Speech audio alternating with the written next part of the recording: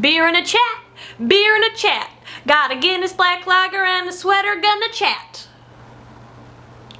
Beer and a chat, everyone. The segment that's so unscripted, everybody can tell. Hey there.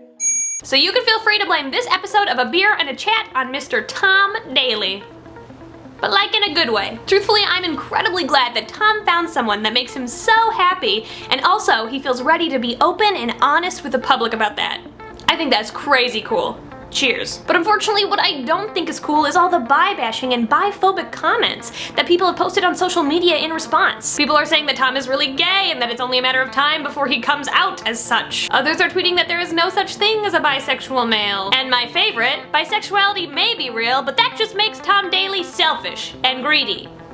Or maybe just confused. So the purpose of today's video is to break down some of those bi-phobic comments and also show you that bisexuality and pansexuality and omnisexuality and heteroflexibility are totally real, valid sexual orientations that people can have.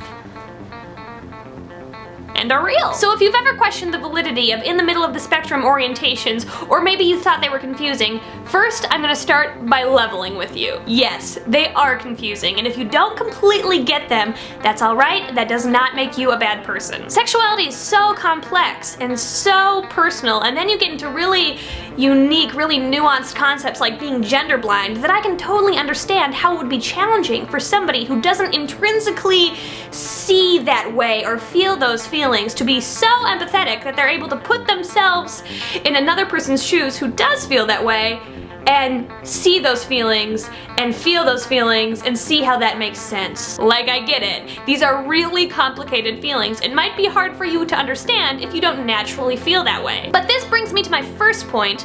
Just because you don't get something doesn't mean it's not real. I don't and will never get quantum physics or rocket science, but I still can accept that those are very real things. And I know this because I have faith that the people who are studying and working on quantum physics and rocket science are very smart people. And you should have the same faith in the person that is telling you that they are bi or pan or have some unique sexuality. Because chances are if somebody is telling you something like this, they are probably your good friend, and you know how smart they are, and you know what a good heart they have, and let's be real, they probably understand their own feelings just a little bit better than you do. Also, I can tell you confidently that this confession was most likely not just off the cuff. They didn't just decide. I'm sure they sat down and thought about it and reflected on this way more than you can even imagine. So ultimately, you might not get it, you might not be able to imagine those feelings, but you have to respect them and trust them and accept that that is the way they feel. Which brings me to my second point, and this point actually holds true for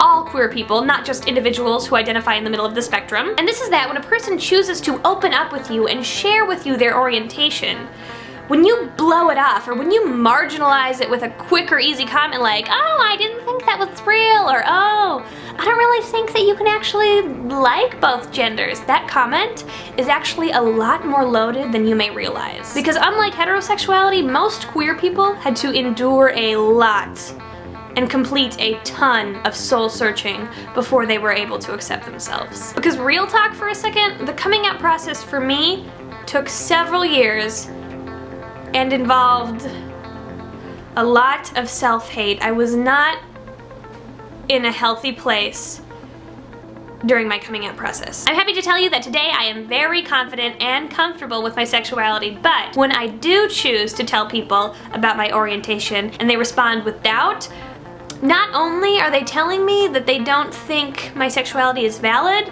but that's also a trigger for all of those negative memories and experiences that I had to deal with for years when I was coming out. So it's just a really loaded comment when you tell somebody that you don't think their sexuality is real. Also, it's no secret that bisexual or pansexual or omnisexual individuals don't really feel like they fit in anywhere because they obviously don't match up with the heterosexual community, and sometimes they don't feel gay enough for the gay community. So it can be a really lonely place to be in, which is another reason why it's really important that you believe and accept somebody who falls in the middle of the spectrum. If you do identify somewhere in the middle of the spectrum though, in order to counteract all the bi-bashing I have been seeing on the interwebs lately, I have invited two special guests, one straight male and one gay female, to tell you that they accept you and love you just the way you are.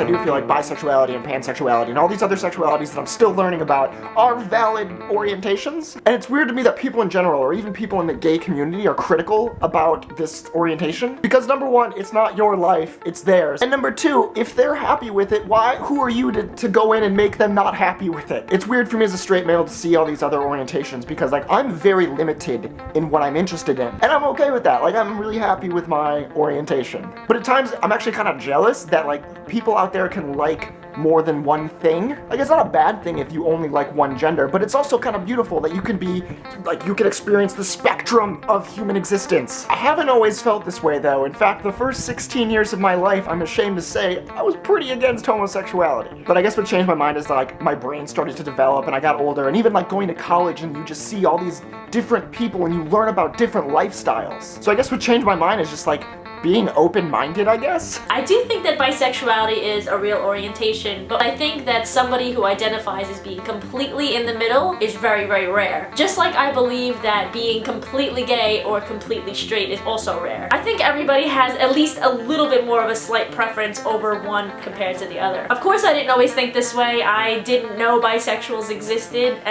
but then again, I didn't know that gay people existed either for the longest time. We did not have internet when I was a kid, alright? And I didn't realize that there was such a thing as being fully bisexual until I met a few guys on YouTube, a few girls on YouTube, and a few more people in real life. Aw, aren't they cute? I think so. I hope you guys enjoyed this video. I think this was the most real I've ever gotten on this channel, to be honest, so that was fun. Also, I made a video on Ariel's channel about gay body image, and I really think you should click it. I can tell it's gonna be really good. I'm in love with the script. I'm really excited to see how it turns out, and if you aren't clicking it, like, I'm pretty sure you're missing out because it's gonna be really, really good. But otherwise, that's all I have for you. Leave a comment telling me what you think about biphobia or bi bashing, and I'll see you later. Okay, bye! Follow me on Twitter!